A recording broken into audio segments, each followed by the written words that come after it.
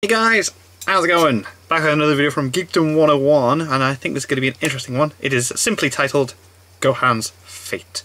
There's a lot of stories and things about Gohan, like whether he was intended to be the main character, what Akira Toriyama originally had intended for him, and it's interesting what Akira Toriyama did in the future story arc with Trunks. I'm only saying that because I've seen the thumbnail where it's got the younger Gohan and the older Gohan, and that was a really interesting story to see what would have happened in the future with Gohan and stuff, and yeah, let's just see what Geekdom has to say on Gohan's fate, shall we?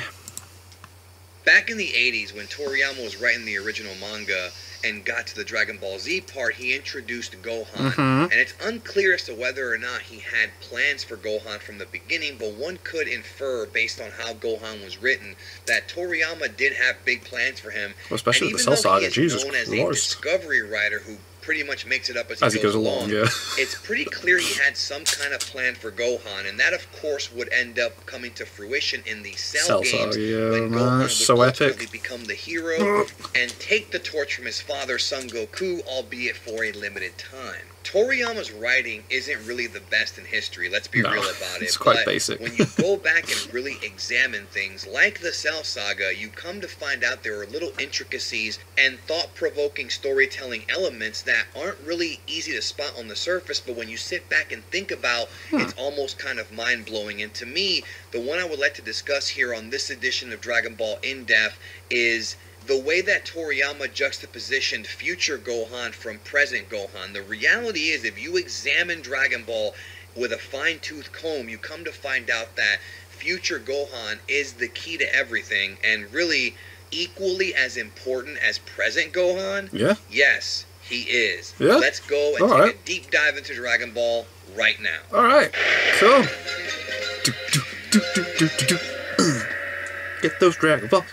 So I've watched Dragon Ball Z a bunch of times, and I'm sure it's the same thing for many, many of you. We've watched this show for years in a bunch of different languages and kind of dissected it up and down, but every time that I watch it, I always find something interesting, something new and different that I really dig. And even though this video is about Gohan, the Cell Saga itself has tons of intricacies. I did do a Dragon Ball In-Depth discussing a lot of the deeper elements of the Cell Saga. It's called The Themes of the Cell Saga, so check that out if you haven't. But one of the things that I found to be very poetic about this arc is the fact that no matter what they tried to do, no matter what the future versions, I guess you can say, of Trunks and Bulma try to do to prevent Goku from dying, ultimately he died anyways. But it was very poetic at the fact that Goku chose to sacrifice himself to save the Earth in the present timeline, as opposed to him dying in the future timeline of a heart virus. Being able to do anything, so even though the heart medicine and Goku training to become stronger may have prolonged his life, he wound up dying anyways. And to me, that's always been a bit of poetic irony. I've never thought about that. That being said, though, of course, he would come back 7 years later and things would be okay again. Future Goku never came back, which to me is one of the many tragedies of the future timeline, of Trunks' timeline. And if you remember, Trunks' timeline is actually supposed to be the main timeline. Had Trunks not gone back and split the timeline up, that was supposed to be the at the same time splitting Freezer up with his sword. Toriyama gave us the best possible view of this timeline back on August 11th, 1992's issue of Weekly Shonen Jump, where he published Trunks the Story, A Lone Warrior, which would later become adapted into the anime as the History of Trunks. History of Trunks, man, it's so good. It's so good. A lot of people love. It's amazing. But the story originated in the manga first, in this special bonus chapter that was all about the future timeline. And in this bonus chapter, it tells the story of the final remaining warriors, Gohan and Trunks, in a post-apocalyptic world that's being controlled by 17 and 18, where all the other Z fighters have been wiped out. And one of the story elements that Toriyama loves to throw in here when it comes to the future timeline versus the present timeline is the absolute lack of Goku. The reason as to why Gohan never really achieved his true potential, at least what's mostly theorized, although it can be dissected and probably debunked in some ways because it's kind of lazy storytelling, but it somewhat makes sense, is the lack of Goku being there. Gohan never achieved Super Saiyan 2, he never got to his max potential like present Gohan did, and because of that, he became fodder to the future artificial humans. Wow, to me, okay, it's always been a little weird that Gohan, with all these years of fighting, didn't develop his skills enough to beat them. Yeah, didn't get stronger, yeah. But again, that's a dissection. Because Goku wasn't there to guide him in the direction. The lack of Goku being there to guide be them strong enough. has really affected the fact that they could not win this fight. And Gohan became Trunks' trainer by default because he was the only one left. Prior to this, before the timeline split, Toriyama had always given us glimpses and sneak peeks at Gohan's true power. From the very beginning when he fought Raditz onto the battles on Frieza Planet Namek, against Gohan has always showed an extraordinary amount of latent potential and was already being subconsciously positioned to be either the top fighter or one of the top fighters, going to be up there, possibly even number 2 behind Goku in the forthcoming Artificial Human Cell Saga.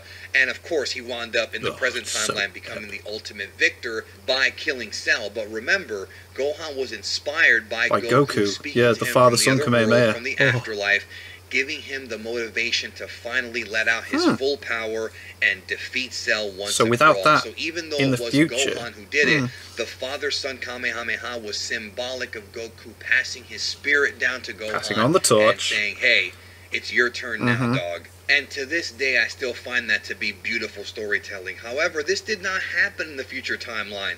Goku did not get involved, and to be honest, it really is a bit of a plot hole. There was no reason for Goku not to have gotten involved from the afterlife and at least spoken to Gohan and Trunks and others and helped them out and try to figure out how to unlock higher forms like he did in the present timeline. It never really made sense to me, but future Gohan and Trunks were left on their own to battle these forces, and obviously, if you've seen the special or you've read the manga, you know that Gohan doesn't make it. It's so sad. Gohan's sacrifice in the future would be an extremely important event in because the life it helps of Trunks become stronger, who then comes back and fixes everything. Sacrifice in the future for Gohan dying, I wouldn't really call it a sacrifice.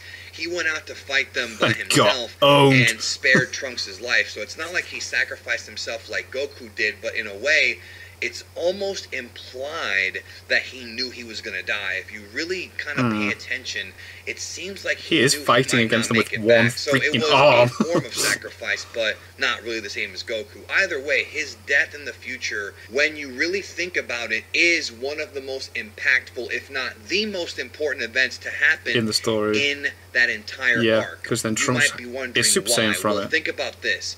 Had Gohan successfully defeated artificial humans 17 and 18, had he beaten them, there would have been peace, at least for a while until Goku Black, right? Trunks would have never had the impetus to go back in time to not only rescue Goku, but to eventually learn from Goku and his own father Vegeta to become a more polished fighter and a better warrior. And if those events had never happened, then the past would have suffered the exact same fate. There would never be a split timeline at all, and it would just be the one timeline, which means that Cell would have appeared at some point in the future with no 17 and 18 because they would have been killed by Gohan, and with no time machine, Cell could not go back in time. So because of that, the Cell timeline would have never happened, and it would have been a very different fate. Now, there's no way to tell how strong Cell would have been without 17 and 18. He would have maybe absorbed some people, possibly have been able to kill Gohan and Trunks because he did it in the Cell timeline. Yeah, he did, didn't he? He took him out and then took his time machine. So at the end of the day, as dark as it may sound, Gohan's death in the future was a necessity. It needed to happen. Even though Gohan's death may have birthed Cell going back in time because it would lead to the time machine being created and Trunks going back and then Cell stopping him in that timeline, it also would stop Goku from ever recovering from the heart virus, training Gohan to become the best possible version of himself that he could ever become, which would lead to him saving the world from Perfect Cell. So at the end of the day, Gohan needed to die. So Gohan dying in the future meant that he was able to be trained up in the past to become stronger than what he is. That's a really cool way of looking at it, yeah. That the bottom line of this whole thing is Gohan made Gohan. Yeah, obviously it was all unintentional. He didn't want to die, but that's the what way happened. These things happen. If he hadn't died in the future, you can nitpick holes in the story. The reality is that Toriyama is really good at using causality. cause and effect to tell his stories, and it really is a big factor in how Dragon Ball works.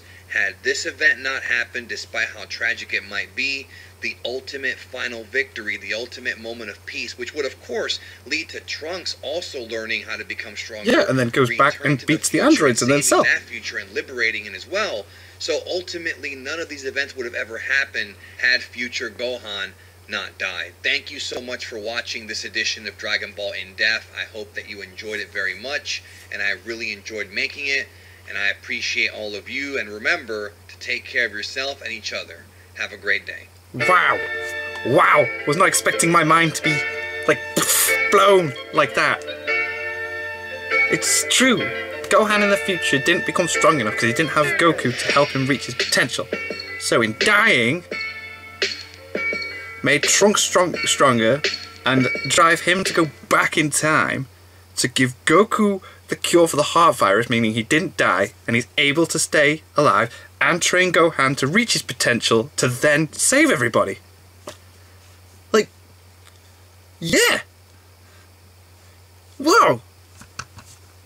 Geekton, that's an awesome little video, man. I love it.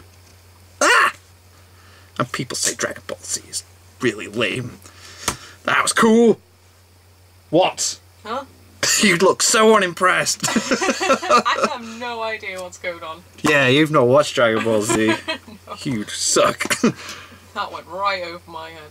But anyway, I thought that was really freaking cool. What did you guys think of that? What did you guys think of? Yes, click like, subscribe if you haven't already. Leave comments down below. Let me know what I should watch and discuss in future videos, and I'll see you guys. So guys, next time.